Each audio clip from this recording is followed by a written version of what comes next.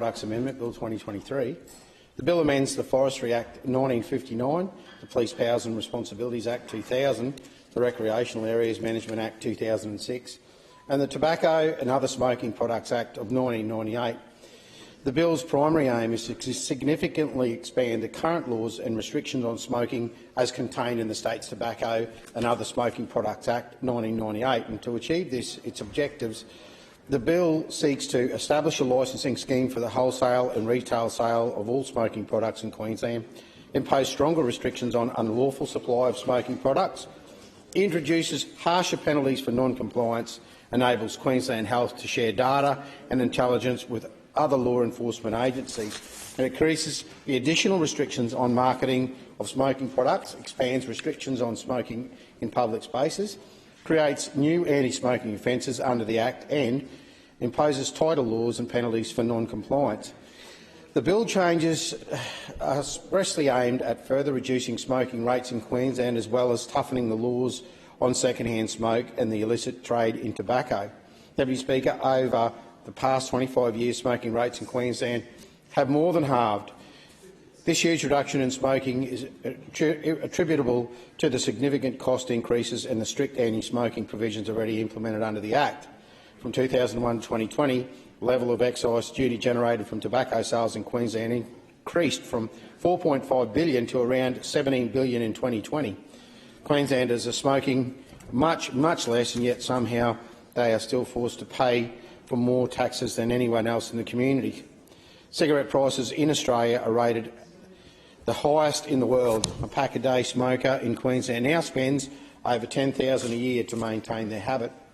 According to the latest figures, only 10.4% of Queensland adults continue to smoke daily, with most being males. Despite the fall in smoking rates, the practice is still cited by Queensland health officials as the #1 risk factor contributing to preventable death and disease in Queensland. According to the Health Minister, the annual cost to the Queensland taxpayer of smoking is $27.4 billion. Exactly how this figure was calculated is not clear, given the fact that the smokers supposedly die earlier than everyone else. They must logically spend a lot less time on the age or disability pension and far less time in aged care.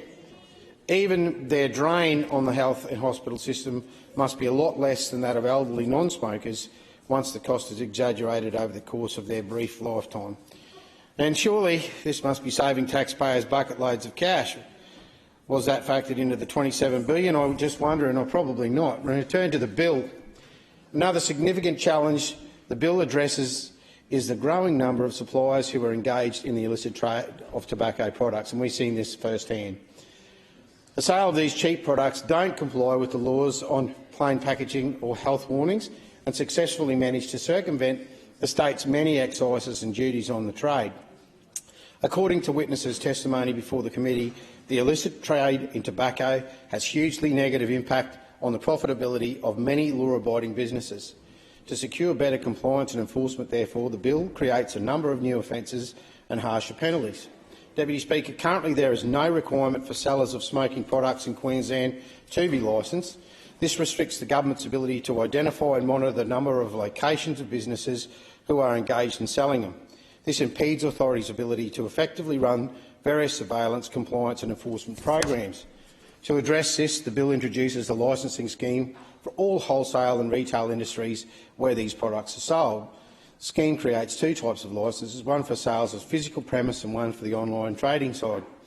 Both licences must be renewed annually, and both involve the payment of yearly fees and charges on a cost recovery basis. In granting a licence, the regulator must be satisfied that the applicant is a fit and proper person to hold a licence. If a licence ceases to be fit and proper person, then breaches the Act. The regulator is authorised to take the disciplinary action against them. The regulator may also impose conditions on the licence, which will be listed on a register of licences and published online. Then the new licensing portal will go live on 1 September 2023, and suppliers will have 12 months from then to become licensed. Over the past 25 years, Australian governments have doubled down on their efforts to eliminate smoking, and these efforts usually involve the use of escalating price signals and increasingly restrictive laws and penalties. This strategy is now under threat, with a hugely successful uptake, particularly amongst the young people, of new and allegedly safer smoking products such as e-cigarettes or vapes. For those who are not aware, electronic cigarettes, otherwise known as e-cigarettes, don't contain tobacco and don't involve the burning of any substance. Instead, they are fuelled with a liquid that usually, but not always, contains nicotine. But we found out different. A small heating element inside the device turns the liquid into vapour, which is then inhaled through the mouthpiece, and there is no combustion, no tobacco and no smoke. This is what's known as vaping. It is very different to lighting up a cigarette and considerably cheaper. Vaping costs around $1,500 a year compared to the $10,000 an average smoker spends. The vaping industry generates about $2 billion for the national economy each year. But of course this doesn't come close to the amount pouring into the government coffers from smoking taxes. As vaping products are mostly imported, they are unlikely to meet the Australian safety standards, particularly in relation to ingredients and concentration. The fact that the sale of liquid nicotine e-cigarettes is banned in Australia is puzzling. Most people probably don't even know that it is illegal to buy liquid nicotine, even though, ironically, it's perfectly legal to import it from overseas, where we don't even know what we're getting. Speaker, the bill will enable the appointment of authorised persons under the Act to monitor and enforce compliance with its provisions.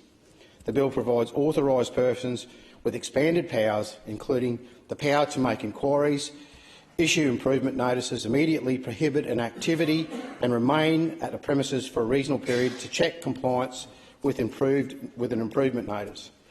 The bill also empowers authorised persons to seize products without first taking any prosecution action. The bill further authorises the Chief Executive to share intelligence and data with other law enforcement jurisdictions. In accordance with the bill's changes, police officers will be deemed authorised persons who may take compliance action under the Act. The bill also significantly increases the maximum penalties for non-compliance. The maximum penalty for unlicensed wholesale or retail sale of smoking products will now be 1,000 penalty units, which equates to $143,750 for supplying illicit tobacco. The bill prescribes a penalty of up to 300 penalty units, which equates to $43,125 for the offence of possessing illicit tobacco at retail premises. The maximum penalty is 140 penalty units, equating to $20,125. Other new restrictions include new restrictions on the display of vaping products, whether they contain tobacco or not. These restrictions will also apply to the packaging of hookahs and non-tobacco substances smoked in a hookah. Employees under the age of 18 will be prohibited from the sale of handling or smoking products. Smoking will also be prohibited from children's outdoors activities such as outside scout halls or car parks adjacent to school. The Act already allows liquor licensed premises to have a designated outdoor smoking area. Amendments in the bill, however, will add a new requirement for the creation of a no-smoking buffer zone around its perimeter.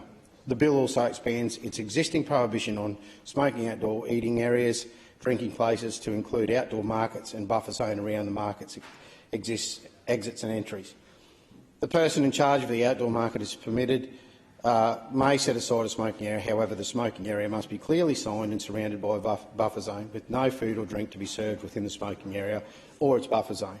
Any person creating such an area, however, should know that they will be held liable under the Act for any persons in the buffer zone. I'd like to take the opportunity to thank my fellow committee members and everyone else that gave their information on these inquiries.